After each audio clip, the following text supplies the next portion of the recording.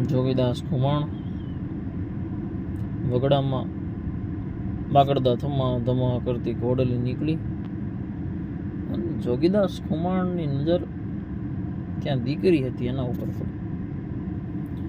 અને ત્યાં ઘોડી જઈને ઊભી રાખી અને કીધું કે હે બેન, હે દીકરી, નીચા નેણ ઢાળીને, હો, ઊંચી આંખ કરીને નહીં, નીચા નેણ ઢાળીને કીધું કે હે બેન, હે દીકરી, તું 10-12 વર્ષની તું ઢોરા ચારે છો આ વગડામાં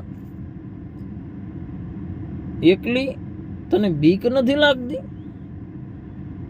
એટલે હું તને એમ નથી કહેતો, પણ તને તારી આબરૂની ઇજ્જતની બીક નથી લાગતી?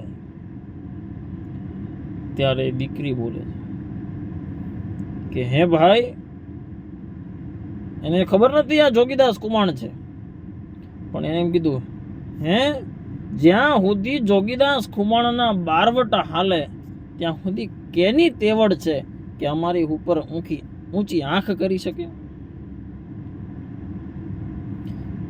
એટલે સોરઠનો બારવટીયો એ જ ક્ષણે રડી પડ્યો અને હુરજ નારાયણ બાજુ જોઈને કે હે હુરજ નારાયણ, મારું બારવટું હાલે ન હાલે એની મને કોઈ ચિંતા નથી.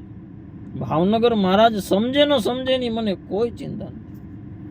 પણ હે હુરજ નારાયણ, આવી દીકરીઓ મારી ઉપર વિશ્વાસ રાખે છે, એવી આબરૂ રાખજે, એવી ઇજ્જત રાખજે. હે હુરજ નારાયણ, ભલે ઉગા બાણ બાણતી હારા લવ બામણા, જીવન મરણ લગ માણ અમારી રાખજે કશ્યપ રાવત.